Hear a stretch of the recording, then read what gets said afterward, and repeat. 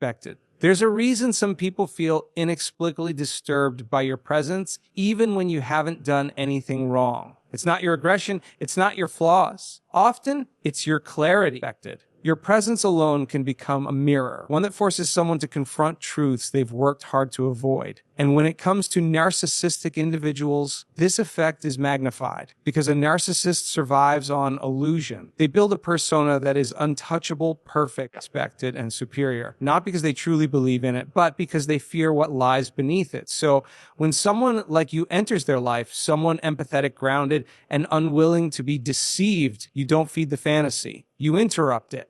Now, it's tempting to believe that if you were placed in the narcissist's life, it was to fix them, to rescue them. But that's not true. That belief is dangerous because it keeps you stuck in a cycle of enabling dysfunction under the illusion of healing. You were never sent to be a servant to their brokenness. You were sent as a mirror, an uninvited reflection of the reality they don't want to see. And mirrors don't heal, they reveal. And here's where the psychological tension begins. When a narcissist sees you affected, what they actually perceive is a threat to the fragile construction of their ego. They sense you notice the gap between who they pretend to be and who they actually are. And rather than see that as an opportunity for growth, they experience it as an existential threat. Because the entire narcissistic framework is built on denial of weakness, of accountability, of vulnerability. And when you hold your ground, when you refuse to collapse into flattery or fear, that mirror becomes unavoidable. This is why narcissists react so aggressively or passive-aggressively to people with strength and self-respect. It's not that you said something cruel. It's that you didn't surrender. Your refusal to be manipulated becomes a kind of spiritual resistance. You're not just standing up for yourself. You're interfering with the story they've written where they're always the hero or the victim, but never the villain. And in that disruption, something powerful happens. The illusion fractures. Now let's look at this from a philosophical angle. If we assume for a moment that life places us in situations not randomly but with purpose, then your entry into a narcissist's life isn't meaningless. It carries significance. You were a variable they couldn't control, a pattern they couldn't predict. And it's precisely your resistance to being absorbed into their fantasy that makes your presence so disruptive. You showed them what honesty feels like. You brought authenticity into a space of manipulation.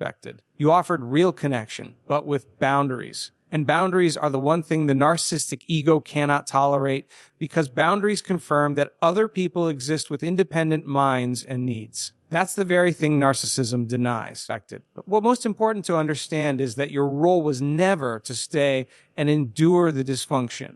You weren't sent to be consumed by it.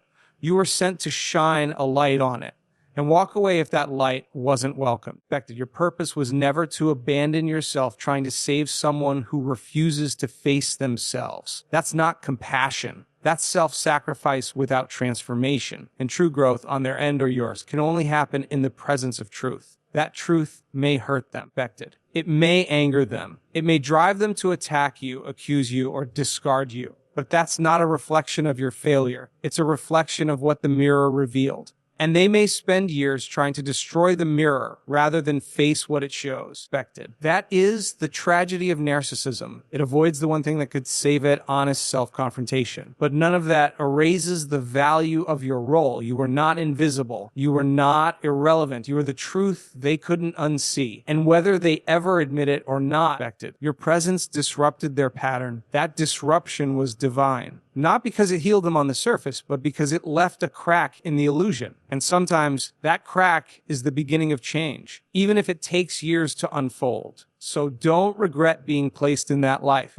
Don't shame yourself for trying to love someone who couldn't love you back. Understand the role you played, not a rescuer, not a victim, but a mirror, a light, a voice that said, you can't manipulate truth forever. And maybe, just maybe, that was the message they needed to hear most. You weren't there to be consumed. You were there to be seen. And when the mirror walks away, it leaves behind the one thing narcissists fear most, the silence where their illusions no longer work. It's a painful paradox to realize that the very trait you were praised for, your empathy, is the same trait that made you vulnerable to being emotionally used. But that paradox is central standing why you ended up in the life of someone who operates from narcissism. You were placed there not because you were weak, but because you were strong in a particular way. You carried a depth of compassion and a capacity to see others, even when they couldn't or wouldn't see themselves.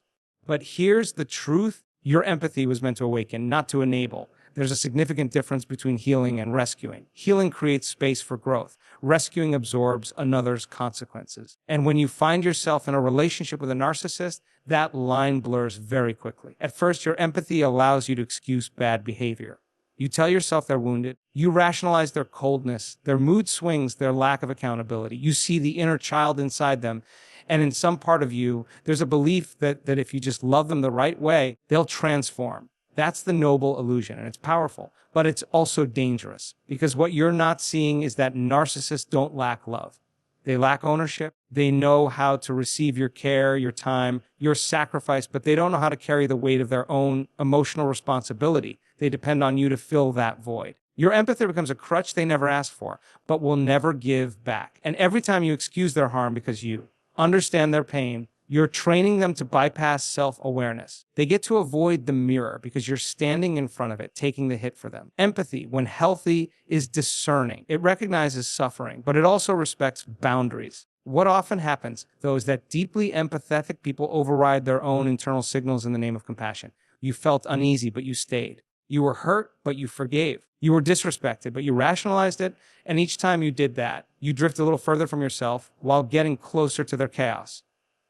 And the narcissist, they read that empathy as permission. Not consciously, perhaps, but functionally, they test you or they push. They withdraw. They charm and then withdraw again when you stay. And when you explain they're on the side and south, apologize for reacting. They realize you can be molded. Not because you're weak, but because you're generous in your interpretation of others. But your empathy was not designed to be a tool for manipulation. It was designed to connect, not to contort. At some point, there comes a moment where the cost of being understanding becomes undeniable. That's when you realize that your empathy, in the wrong hands, becomes a leash.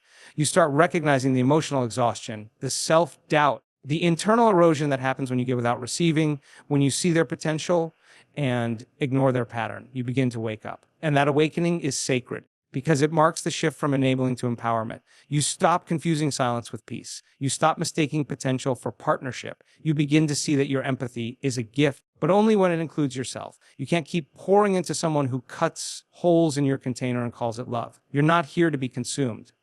The philosophical dimension of this is profound. True compassion includes accountability. It doesn't coddle. It doesn't abandon discernment. And it certainly doesn't shrink in the presence of manipulation. If someone's behavior consistently requires you to explain it to yourself or apologize to others on their behalf, that's not a relationship. That's an emotional hostage situation. And your empathy is the ransom. But here's the higher truth sometimes. Your presence in the life of a narcissist is not to change them, but to reveal the consequence of their behavior when true empathy walks away. Sometimes the most loving act is leaving. Because when you finally say, no more, you're no longer enabling their dysfunction.